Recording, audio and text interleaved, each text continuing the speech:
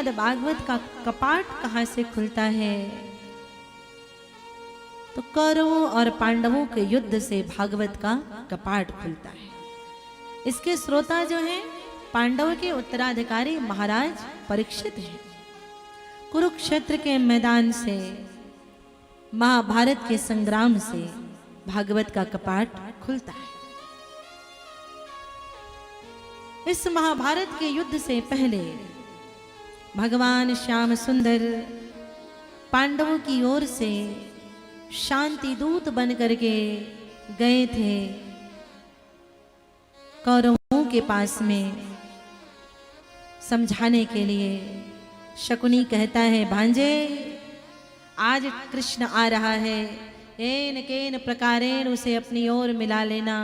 मैं बड़ा चतुर हूँ, मैं बड़ा होशियार हूँ, मेरी बुद्धि बड़ी षड्यंत्रकारी है, लेकिन जब वृंदावन का काला और टेढ़ी टांग वाला वो नंद का लाला मेरे सामने आता है तो मेरी ये चतुर बुद्धि भी काम करना बंद कर देती है।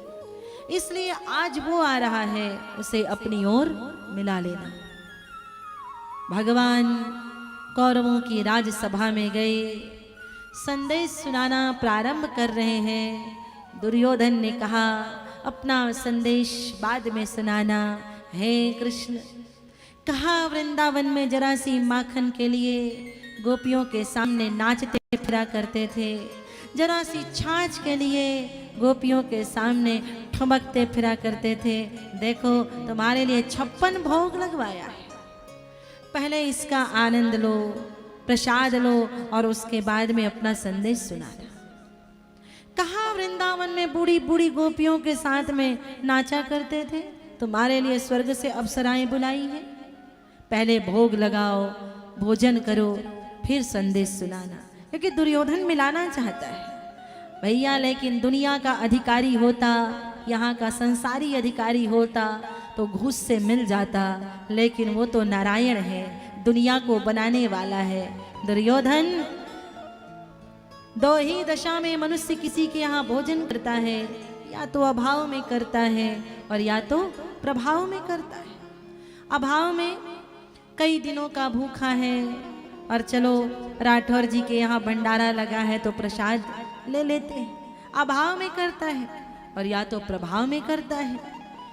सामने वाले की बात काटी नहीं जाती, वो इतने प्रेम से निवेदन करता है कि स्वीकार करना पड़ता है।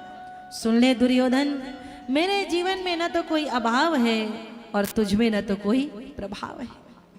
मेरे जीवन में अभाव नहीं है, मैं सोने की नगरी द्वारिका का मालिक हूँ, लक्ष्मी मेरे चरण दबाया करती है। मेरे जीवन में कोई अभाव नहीं है और तुझ में कोई ऐसा प्रभाव नहीं। और हाँ, न तो मैं अभाव में भोजन लेता हूँ और ना मैं प्रभाव में, मैं तो भक्तों के भाव में प्रसाद लेता हूँ, जिसका तो तेरे पास नितांत अभाव है। ठाकुर मुड़ करके चले गए विदुर काका के यहाँ द्वार खटखटाने लगे। काका काका आवाज लगाते हुए द्वार खटखटा रहे। काकी स्नान कर रही थी, जैसे तैसे बाहर आई गीले वस्त्र लपेट करके, और जैसे ही द्वार खोला तो देखा, अरे सामने जगदीश खड़े हैं। जगत का मालिक दास के द्वार पर खड़ा है। काकी की आंखों को भरोसा नहीं हो रहा है, छोटा मोटा मालिक नहीं है, दुनिया बनाने वाला एक अकिंचन के द्वार पर खड़ा है। काकी अपने आंखों को मलती है, मैं जग रही हूं या सो रही हूं, कहीं ये स्वप्न तो नहीं है, कहीं ये रात्र तो नहीं है।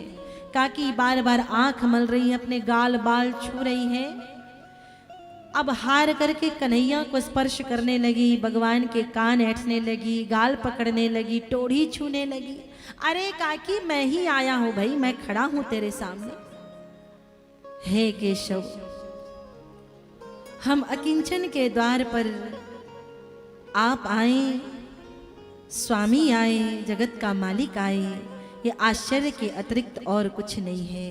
प्रभु, हमारे कर्म इतने अच्छे नहीं हैं जो कि आपको ला सकें, ये तो आपकी कृपा है जो हम गरीब के द्वार पर आप खड़े हैं। सज्जनों, कन्हैया ने कहा, काकी भूख लगी है, कुछ खाने आया हूँ और तू प्रवचन देने लग गई, द्वार में ही खड़ा रखेगी क्या? अंदर लेकर के चल, कुछ खिला दे। वहाँ दुर्योधन का 56 भोग लात मार दिया। यहाँ आ गए मांगने के लिए, अंदर लेकर के काकी गई। द्वार पर बस वो आ जाए, अंदर वो स्वयं चला आएगा। कौन से द्वार पर उसे बुलाना है? भैया एक बार उसका दर्शन करके आंखों के द्वार पर उसे बुला लो, जरा कथा सुन करके कानों के द्वार पर उसे बुला लो। आंख और कान के द्वार पर यदि श्री कृष्ण आ गए तो हृदय में वह खुद उतर आएंगे। अंदर लेकर के काकी गई। याद नहीं आ रहा है क्योंकि दुर्योधन ने बैन लगा दिया है, विदुर के यहाँ राशन नहीं जाएगा, विदुर के यहाँ अन्न नहीं जाएगा। तो काकी को स्मरण नहीं हो रहा है, मैं क्या खिलाऊं गोविंद को। अंदर गई और केला लेकर के आई।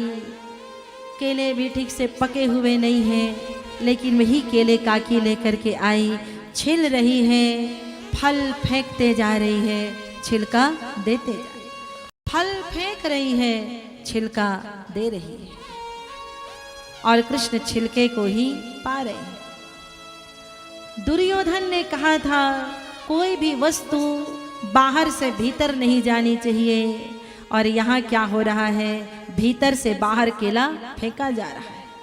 सेवक लेकर के गया, महाराज प्रसाद है दुर्योधन तुम्हारे लिए, काका के यहाँ से। तुमने कहा था कोई भी वस्तु बाहर से भीतर नहीं होनी चाहिए, लेकिन यहाँ तो मामला ही उल्टा है। यहाँ तो इतना भरा है भीतर की भीतर से बाहर फेंका जा रहा है। ये लो तुम भी प्रसाद पा लो। केला फेंक रही है और छिलका दे रही है। आज काकी को फल की चिंता नहीं है, क्योंकि फल देने वाला सामने बैठा है। और कर्मण्ये वाधिकारस्ते मां फलेषु कदाचन, फल देने वाला सामने बैठा है। फल फेंक रही है, छिलका दे रही है। ठाकुर पा रहे हैं, भैया ये कौन सी नई डिश है, इसमें तो खूब स्वाद है, खूब आनंद से पा रहे हैं। इतने में काका आ गए और काका ने कहा अरे पगली बावरी हो गई है, जगदीश को छिलके खिला रही है, क्या हो गया तुझे?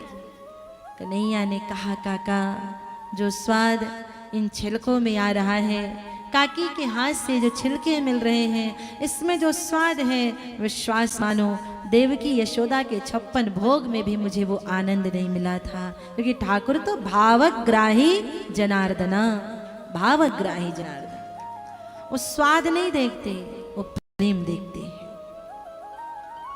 और भगवान तो क्या, हम सब भी प्रेम ही देखते हैं। मनुष्य भी प्रेम का ही भूखा है। प्रेम से यदि कोई चटनी रोटी दे दे, नमक रोटी दे दे, उसमें भी बहुत आनंद है। और नहीं तो सामने चाहे कोई 56 भोग लगा दे, फिर वहां आनंद नहीं है, यदि आदर नहीं है।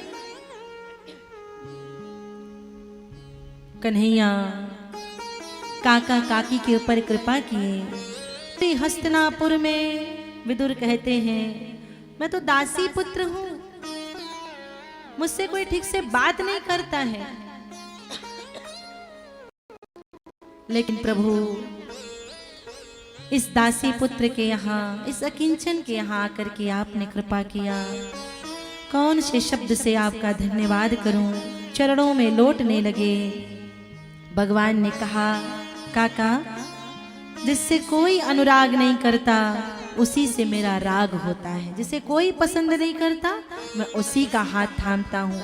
आज से आपका हाथ थाम लिया।